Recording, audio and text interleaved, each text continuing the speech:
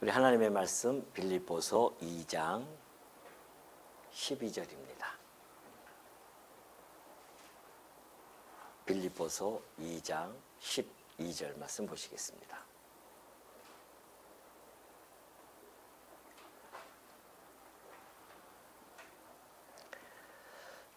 그러므로 나의 사랑하는 자들아, 너희가 나 있을 때뿐 아니라 더욱 지금 나 없을 때에도 항상 복종하여 두렵고 떨림으로 너희 구원을 이루라. 한 절 봉독해 드렸습니다. 혹자들은 이 말씀을 가지고 봐라, 구원은 우리가 이루어가는 것이다 라고 그렇게 주장을 하면서 행위 구원을 이야기하는 자들도 없지 않아 있습니다.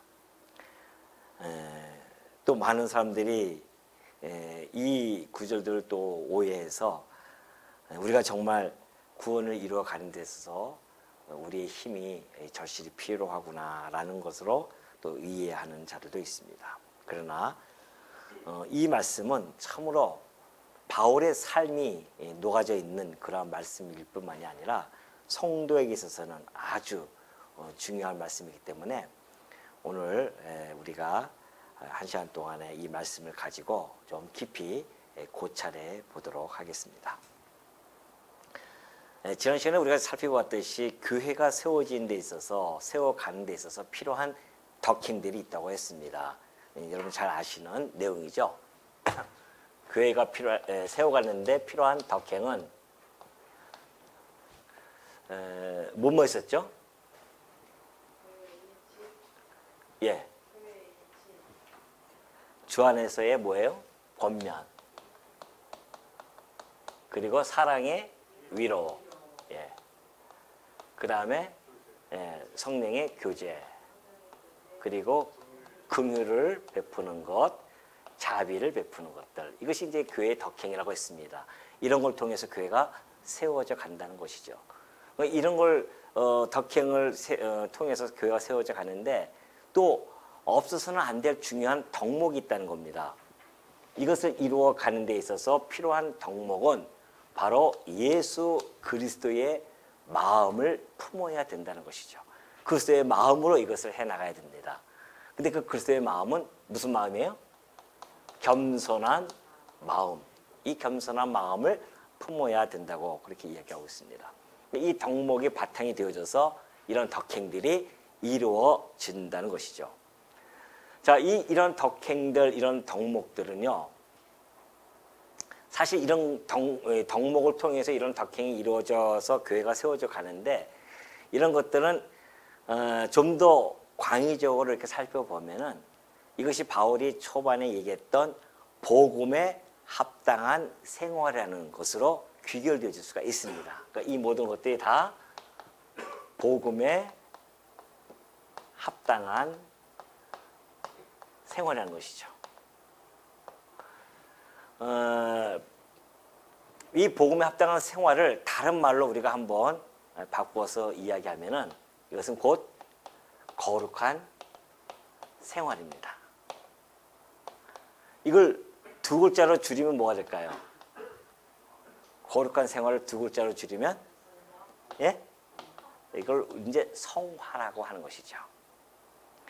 그렇기 때문에 성도에게 있어서 또는 교회에게 있어서는 이러한 것들이 교회가 일어나는 덕행, 이런 덕목으로 덕행이 일어나는 이런 삶들, 이걸 통해서 복음에 합당한 생활이 나타나는데 뭐 믿음, 소망, 사랑의 생활이 이 안에 다 포함되어 있죠.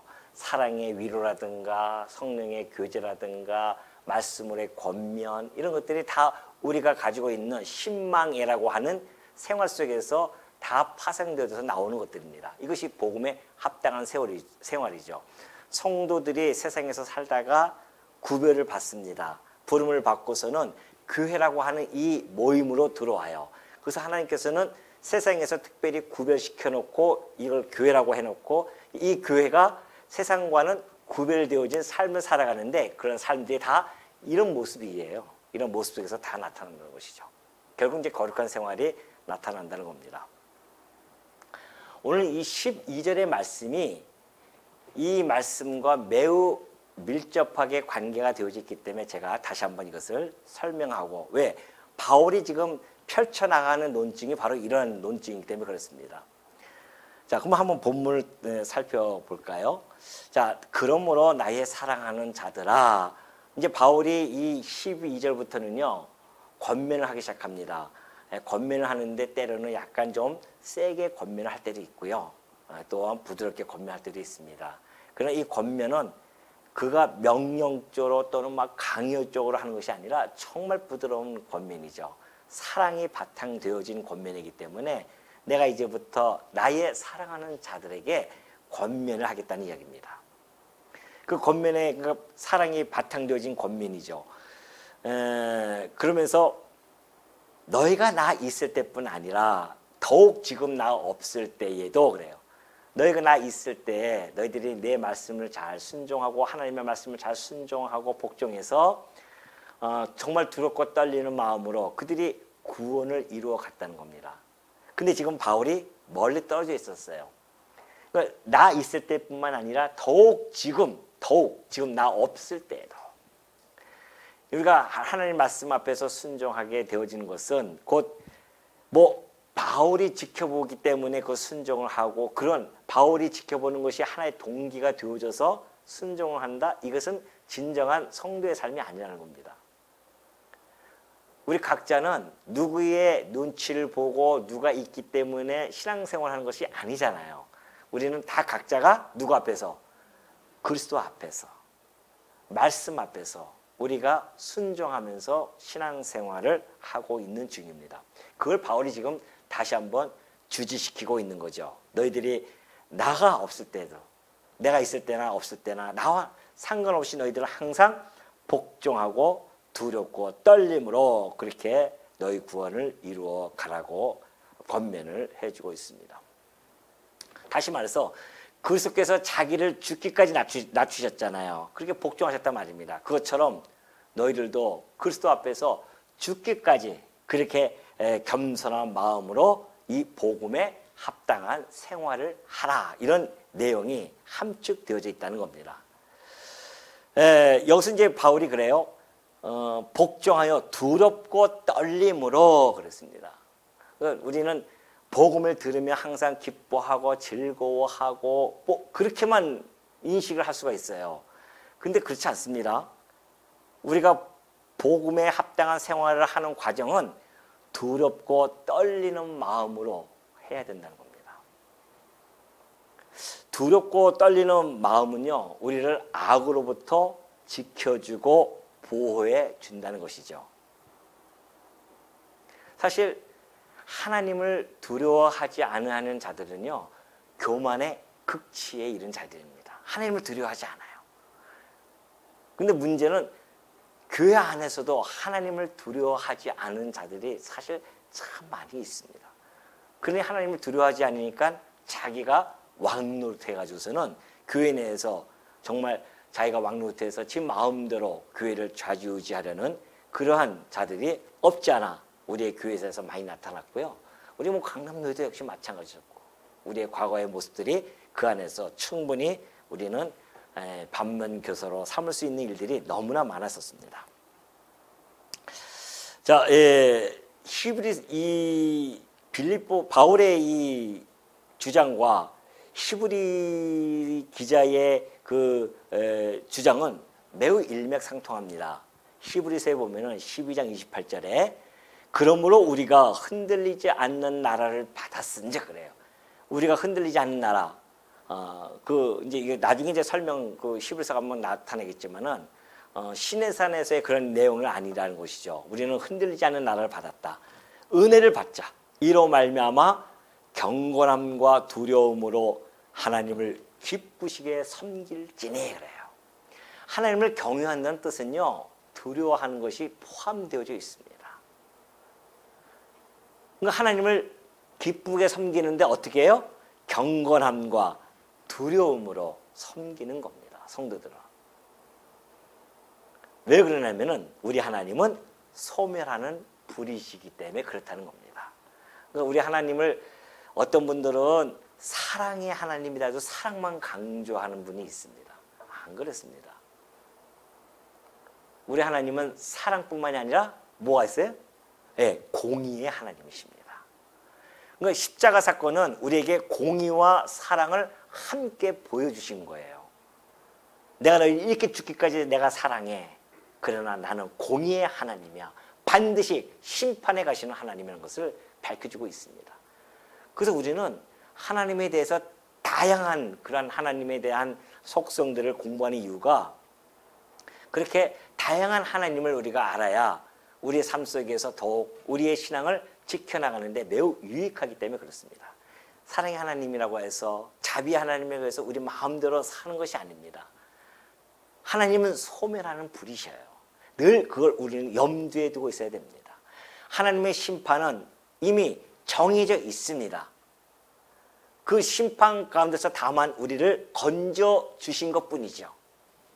그 공의는 여전히 살아있고 그 공의의 심판을 받을 자들은 이 세상에 허다하게 많이 깔려져 있습니다.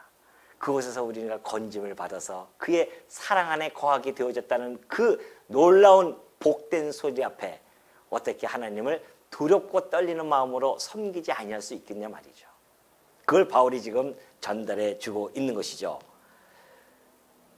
그 두렵고 떨리는 마음으로 너희 구원을 이루라 그래요. 구원을 이루라고 하고 이렇게 이야기하죠. 많은 사람들이 여기서 이제 오해하는 부분들이 있는데요. 아, 우리는 이미 구원을 받았는데 왜 구원을 자꾸만 이루라고 하지? 라고 생각을 하고 있지만은 사실 우리가 구원에 대한 교의신학적 보면은 구원의 서정이 있습니다. 물론 그것은 성경에 전반적으로 나타나 있는 것을 뼈대화시켰어요. 그래서 구원의 서정 혹은 구원의 여정 이렇게 해가지고서는 교의신학에 가면은 이제 구원론에서 그걸 배우거든요. 9가지의 구원의 서정을 하나하나 체킹하면서 이제 배우고 있습니다. 그걸 보면은 여러분 뭐 잘 아시는 내용이니까 자, 첫 번째가 뭡니까? 불러준 데다 쓸게요.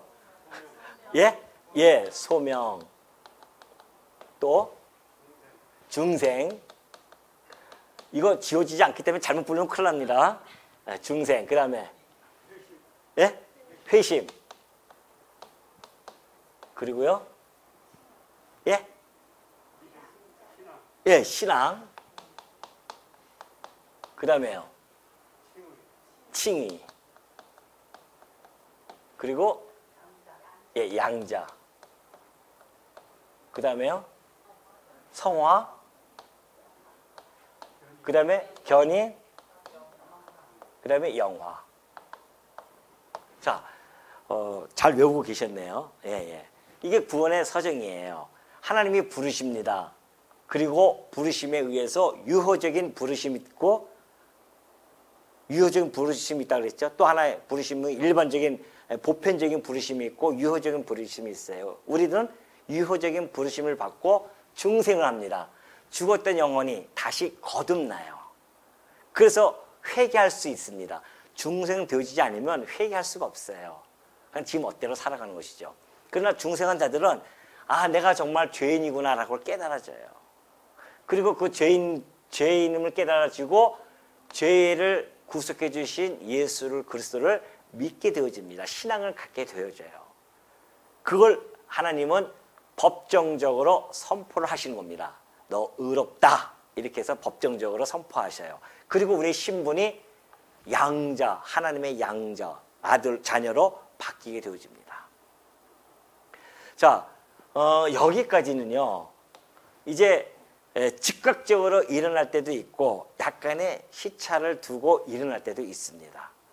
예를 들어서 뭐 우리가 중생하면서 어느 날 갑자기 말씀을 듣고 막 그냥 눈물을 흘리면서 회개가 되어져서 예수를 믿고 그때 이미 하나님의 나라에서는 막 의롭다고 선포가 되어지고 우리를 신분, 호적으로 양자로 딱 하는 것이죠. 그러니까 이거는 즉각적으로 이루어져요. 그러니까 우리 성도들에게 있어서는 이것은 뭐예요? 시제로 보면 우리 성도들은 이것이 과거예요. 과거의 시제입니다. 이게. 우리는 다 그래서 이 양자까지 다 되어진 상태입니다. 그리고 이제 그런 상태에서 뭐가 이루어집니까? 성화와 견인이 이루어집니다. 거룩한 이것이 바로 복음에 합당한 생활이 이제 이루어지는 거죠. 즉 거룩한 생활이 이루어지는 겁니다. 그럼 이것을 시제로 보면 뭡니까? 이거는 현재죠. 그 나중에 이제 개인적인 종말로서 우리가 죽기도 하고 또한 역사적인 종말로 해서 우리 주님이 오시는 재림하실 때 그때 우리는 뭐 어떻게 되어지냐면 영원롭게 되어집니다. 이게 뭐예요? 과거, 이건 미래죠. 이 모든 것을 우리는 뭐라고 합니까? 구원이라고 우리는 이렇게 이야기하는 겁니다. 그러니까 구원은 이 전체가 하나의 세트예요. 근데 많은 사람들이 착각하는 것이 여기서 머물어요. 나는 예수 믿었으니까 구원 받았다고 착각하고 살아간단 말입니다. 이걸 모르고요. 이게 구원의 서정이라고 하는 것을 이걸 잘 모르니까 교회에서 이걸 잘 안 가르쳐 줄 수가 있단 말입니다. 그러니까 예수 믿고 구원 받았어요. 그걸로 족한 줄 알고 우리는 살아가는 자를 많이 있습니다.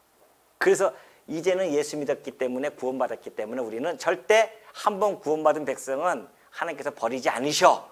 그래가지고서는 어떠한 사람들은 완전히 방종으로 빠진 자도 있었습니다. 그걸 이제 소위 뭐 어떤 사람들은 뭐 구원파라고도 이야기하고 그러죠. 우리 구원받았기 때문에 상관없다는 거죠. 그래서 방종으로 빠집니다. 막 살아도 된다는 것이죠. 그런 자들이 나타나기도 하죠. 근데 문제는 여러분들도 다 구원받으셨죠? 네. 자, 구원받은 증거를 한번 내놓으시기 바랍니다. 집에다 두고 오셨어요? 혹시 주민등록증처럼? 구원증이 혹시 있으십니까? 구원증 없으시죠? 그렇다고 뭐 이막감에 구원이라고 적혀 있는 것도 아니고 제가 지금부터 말씀드렸듯이 뭐 구원도 없고 심장에 그냥 하나님의 불꽃이 막 내려와서 막 구원 딱 이렇게 쓰는 것도 아니고 아무것도 없어요. 근데 우리는 구원받았다고 막 자신 있게 얘기한단 말이죠. 정말 구원받았을까요, 우리가? 구원을 받은 증명, 구원받은 증명을 누가 합니까? 물론 예수님이 하시지만 구원받은 백성은 구원받은 백성으로서의 증명을 나타나게 되어져 있어요. 증거가 나타나게 되어져 있습니다. 무엇으로요? 네? 내 현재의 삶 속에서 거룩한 생활로 내가 구원받은 백성입니다라고 나타내는 겁니다. 이것이 증명이 되어지는 거예요. 우리가 구원받은지 어떻게 하냐 말이죠. 근데 저 사람 보니까 저 사람은 정말 구원받은 백성답다 라고 하는 삶의 모습으로 나타나야 된다는 겁니다. 그리고 결국은 이 생활 속에 살다가 죽어서 하나님의 영화로운 부활의 채로 바뀌어서 이때 구원의 완성이 이루어지는 겁니다. 이때가 구원의 완성이 아니에요. 좀 진행 중입니다. 바울은 그걸 이야기하고 있는 거예요. 구원을 이뤄내라. 그러니 이 현재 속에서 좀 살아가고 있는데 우리의 소망은 그 영화로움을 바라보면서 살아가고 있는데 여기서 살아가면서 여기서 방종하고 내 멋대로 살아간다고 한다면 그 사람이 정말 자기 착각 속에 구원에 대한 착각이 있는 것인지 정말 구원받은 백성인지 알 수가 없단 말입니다. 왜냐하면 믿음이라고 하는 것은 믿음의 행위가 반드시 따르게 되어져 있어요. 그 행위는 그 믿음에 대한 이제 히브리서 11장에 나오겠지만은 믿음은 바라는 것들의 실상이고 보이지 아니하는 것들의 뭐예요? 증거라고 했단 말입니다. 그러니까 내 삶 속에서 내가 믿음으로써 하나님의 자녀임을 드러내지 아니하면 그건 모르는 겁니다. 그러니까 아브라함도 자기의 믿음을 보여줬습니다. 시험에 통과했잖아요. 아들을 바친단 말입니다. 그 믿음으로 나타나는 증거였었어요. 이제 히브리서 11장 아마 아주 주옥같이 나오겠죠. 그때 가서 한번 살펴보기로 하고요. 그래서 이 성화와 이 견인의 과정을 두렵고 떨리는 마음으로 이것을 이루어가는 중입니다. 우리는 지금. 근데 여기서 이미 이루어졌다고 여기서 세상에서 이미 왕노릇하고 살라 그래요?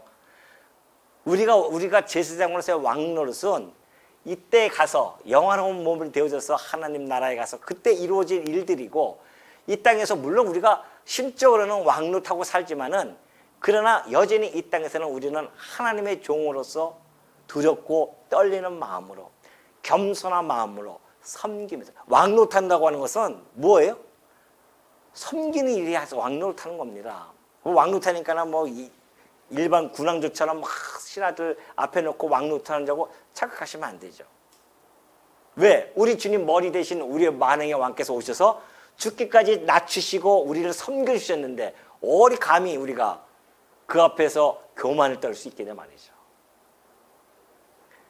그러니까 이 성화와 이 견이라고 하는 것은 견뎌내고 이 땅에서 때로는 우리가 살아가다 보면은 쓰러질 때도 많이 있습니다.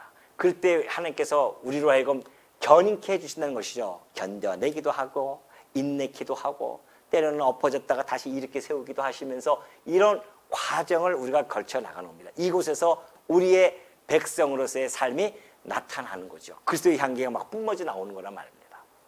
근데 문제는 이 과정이 어때요? 만만치가 않아요. 그래서 오직하면 복음성가에 나타난 노래가 뭡니까? 그리 쉽진 않아요. 천국 가는 길은 그 길엔 어려움 많아요. 그러잖아요. 천국 가는 길이 쉽지가 않아요. 어려운 길이 너무 많습니다. 그걸 너무나 잘 알고 있는 좀 번연은 뭘 적습니까? 책을. 철로 역정은 그래서 만든 겁니다. 야, 이거 너무 힘들다. 근데 그것뿐만이 아니에요. 이 과정이 보통 대적들과 싸워야 하는 과정이 아닙니다. 그래서 이것을 존 버넨이 만든 책이 또 하나 있죠? 그게 뭐죠? 무슨 전쟁? 거룩한 전쟁. 거룩한 전쟁이에요. 이 싸움을 거룩한 전쟁이라고 합니다. 그 성경에서는 뭐 선한 싸움이라도 하기도 하고요. 이것이 벌어져요. 그런데 여기에서 거룩한 싸움의 대적자들이 보통 내기가 아닙니다. 오늘 저는 이 거룩한 싸움, 이 구원을 이루기 위해서 싸워야 할 대상들, 대적들이 세 종류를 나눠서 한번 여러분과 살펴보고자 합니다. 첫 번째는 자기의 육체입니다. 자기의 육체, 육신이라고도 하죠. 그 육체가 내 안에 있는 이 육체의 정욕. 육체는 여전히 우리가 구원받은 백성이지만은 여전히 우리 육체 안에는 육신의 정욕, 안목의 정욕, 이생의 자랑. 사도 요한은 그렇게 추각해서 이야기를 합니다. 우리 육체가 추구하는 것이 뭔가? 육체가 계속해서 끊임없이 소욕을 가지고 나아가는 방향은 뭔가? 그것이 아까 그 얘기한 육체의 정욕입니다. 육신의 정욕, 안목의 정욕, 이생의 자랑이에요. 이걸 추격했어요, 사도 요한은. 그런데 놀랍게도 바울은 그 추격된 것을 확 풀어제칩니다. 그것이 갈라디아서에 있어요. 한번 볼까요? 갈라디아서 5장 16절에 보니까요. 자, 내가 이르노니 너희는 성령을 따라 행하라. 그리하면 육체 욕심을 이루지 아니하리라. 자, 육체가 있는데 육체의 소욕이 있어요. 이것을 육체는 끊임없이 옛 과거로 돌아가고 싶어 해요. 마치 이스라엘 백성들이 애굽의 종되었던 그 삶을 그리워하면서 그쪽으로 자꾸만 가고 싶어하는 것처럼 우리 육신도 여전히 육체의 그 욕심을 이루고 싶어서 그리로 가고 싶어하는 그런 것이 나타납니다. 육체의 소욕은 성령을 거스리고요, 성령은 육체를 거스리나니 이 둘이 서로 대적함으로 너희가 원하는 것을 하지 못하게 하려 함이니라. 너희가 만일 성령의 인도하시는 바가 되면 율법 아래 있지 아니하리라. 육체의 일은 분명합니다. 육체의 일은 아주 정확하게 선명하게 분명하게 바울이 밝혀주고 있어요. 여러분들이 아마 너무나 잘 알고 있을 겁니다. 왜? 우리는 육체를 가진 자들이기 때문에 지금까지 우리는 이걸 너무나 많이 해오고 살았어요. 아주 자연스럽게. 곧 음행과 더러운 것과 호색과 우상숭배, 주술, 원수 맺는 것, 분쟁, 시기, 분냄, 당짓는 것, 분열, 이단, 투기, 술취함, 방탕함, 그것들이라. 참 이거 하나하나 제가 이걸 이렇게 빨갛게 이렇게 표시하는데요. 하면서도 제 마음이 야 이거 하면서도 제 마음이 안 좋은 거 있죠. 이 단어들이 영 막 그냥 너무너무 안 좋은 거예요. 제가 진짜 생각해 보십시오. 정말 한번 크게 읽어보라니까요. 여러분 마음속에 아마 안 좋을 거예요. 이게 음행, 더러운 거, 호색, 우상 숭배, 주술, 원수 맺고, 분쟁, 시기, 분냄, 당짓는 거, 분열, 이단, 투기, 술 취함, 방탕함. 이러한 일들을 하는 자들은 하나님의 나라를 유업으로 받지 못할 것이야. 우리 육체를 가지고 있는 자들은 우리가 여전히 신앙 양자의 이 과거의 속에서 우리가 믿음으로 말미암아 하나님의 자녀가 되었음에도 불구하고 이 육체의 이 분명한 일들이 여전히 우리에게는 남아있는 것은 분명합니다. 뭐 했음에도 불구하고 십자가에 우리의 육체의 정욕과 이 모든 것들을 십자가에 못을 박았음에도 불구하고 더 이상 이것들이 우리를 인도해낼 수 없다는 것을 우리는 알면서도 우리는 끊임없이 육체의 소욕으로 끌려가고 싶어하는 이게 얼마나 강한지 끌고 와요. 이 전쟁이 보통 전쟁이 아닙니다. 그래서 성령의 소욕, 성령을 거스리고 성령은 육체를 거스리고 이런 싸움이 우리 안에 막 내재되어 있습니다. 이거 보통 싸움이 아닙니다. 육체와 내 안에 있는 성령, 이 싸움이 벌어진 거예요. 그러니 여러분들 여기 보십시오. 끝없이 우리에게 주변에 또 내 안에서 감춰졌던 이런 것들이 이 성령이 소멸되어지면 우리도 성령 소멸되어져야 안 되죠. 되어져요. 바울은 그래서 우리에게 늘 성령의 충만함을 받으라고 권면을 하는 겁니다. 성령에 우리가 세상께서 막 빠져들어가고 살아가면 우리 성령의 안에서 점점 근심하고 걱정하면서 이게 소멸이 되어진단 말입니다. 그러면 누가 더 강하게 일어나요? 육체의 소욕이 아주 강하게 일어납니다. 그러니까 교회 내에서 만약에 육체의 소욕이 강한 사람들이 다수가 되어지면 교회는 끝난 거예요. 그냥. 이 싸움이 지금 벌어지고 있는 중입니다.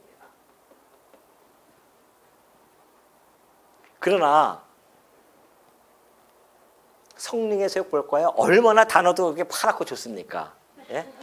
오직 성령의 열매는 사랑과 희락과 화평과 오래 참음과 자비와 양성과 충성과 온유와 절제니. 와, 아까 그거 빨갛게 막 하다가 이거 하는데요, 가슴이 너무너무 갑자기 막 푸근해지고 막 온유해지는 거 있죠. 단어 자체가 벌써 아주 부드럽잖아요. 화평, 희락, 참음, 자비, 양선, 충성, 온유, 절제, 이런 것들이죠. 이 같은 것을 금지할 법이 없어요. 그리스도 예수의 사람들은, 여러분 성도님들은 지금 다 뭐예요? 그리스도 예수의 사람들 아닙니까? 육체와 함께 그 정욕과 탐심을 십자가에 못 박은 자들입니다. 더 이상 이것들이 우리를 갖다가 인도해나가고 막 끌고 가지 못해요, 사실은. 그러니까 여러분, 우리 안에 있는 성령의 열매를 맺혀나가는 것, 이 싸움이 거룩한 선한 싸움이고 거룩한 생활의 모습들입니다. 이것이 우리의 이 현재 삶 속에서 나타나는 아주 중요한 전쟁이에요. 바울은 그래서 이걸 바라보면서 두렵고 떨리는 마음으로 너희가 이 구원을 현재 이뤄 나가야 된다는 것이죠. 두 번째는 싸움이 또 있어요. 두 번째 싸움은 세상과의 싸움이에요. 세상. 이 세상은요, 인본주의가 판을 치는 곳이에요. 인본주의가 판을 칠 뿐만 아니라 바로 세속주의죠. 세속주의의 총하라고 할 수 있는 것은 뭡니까? 이건 물질이에요. 물질 만능주의란 말입니다. 여기와의 싸움이 또 이거 보통 싸움이 아닙니다. 우리 주변의 사람들, 우리가 나가기만 하면 직장에 나가고 어디든지 가면 다 이거 아니에요. 인본주의. 어떻게 하면 우리가 잘 먹고 잘 살 수 있으며 인간을 중심으로 해서 모든 생각과 행동들이 다 어우러져서 좀 펼쳐나가는 그곳에 우리가 던져져 있단 말입니다. 성도가. 거기서 싸움이에요. 주변에는 끊임없이 세속주의가 우리를 침투해오고 물질주의가 만능주의가 막 들어와서 오죽하면 교회도 물질 만능주의가 들어와가지고서는 이미 초대교회 때부터 그것이 시작되어졌어요. 그러니까 야고보 사도가 바로 그걸 쓴 거 아닙니까? 너희가 세속에 물들지 마라. 교회가. 왜? 부자가 하나 들어와요. 보니까 한 달에 한 돈 1,000만 원씩 연부할 것 같아. 그러니까 여기 앉으세요. 들어오는데 남루하신 분이 들어와요. 괜찮습니다. 저쪽에 가시면 됩니다. 그걸 야고보가 본 거예요. 야고보 사도가. 너희들이 그렇게 하느냐 말이죠. 어떻게. 그러면서 그 신랄하게 그들에게 책망하는 것이 바로 믿음의 행위. 행위가 없는 믿음은 죽은 거고 헛것이야. 너희들이. 귀신들도 하나님의 한 분인 줄 알고 다 떨어. 귀신들도 다 하나님 귀신 줄 알아요. 우리 하나님 믿어. 하나님 믿어. 그걸로 그건 귀신들 똑같단 말입니다. 이것이 나타나지 아니한다고 한다면, 이것이 나타나지 않는다면 그것은 헛것, 믿음이 헛것이라는 겁니다. 그걸 지금 야고보 사도가 얘기했듯이 이 세속주의가, 이 물질 만능주의가 교회 안에 들어오면 교회는 순식간에 다, 지금 솔직히 메가처치들이 다 그런 것도 아니에요. 그 안에 메가처치 그 교회당을 운영하려면 돈이 얼마나 많이 필요합니까? 그러니까 굵직굵직한 사람들 들어오면 꼼짝 할 수밖에 없는 겁니다. 그러니 우리는 그나마 이렇게 참 그렇게 큰 부자도 없고 이게 다 평범하신 분들만 계시니 얼마나 감사합니까? 그러니까 왕노릇 하실 분이 없잖아요.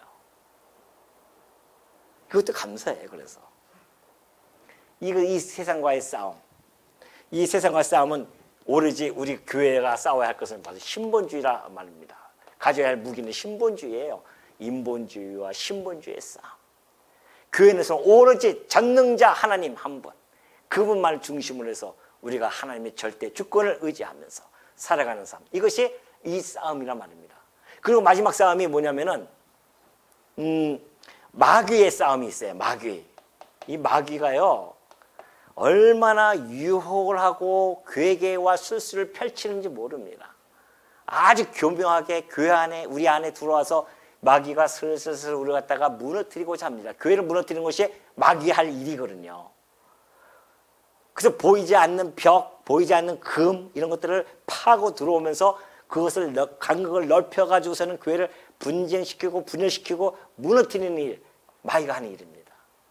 얼마나 교묘하게 들어오는지 몰라요. 그때 교회가 싸워야 할 것은 무기는 말씀뿐이 없다는 겁니다. 말씀으로 싸우지 뭐하고 싸우겠어요? 예수님께서 마귀에게 시험을 받을 때에 오로지 말씀으로 물리쳤단 말이죠.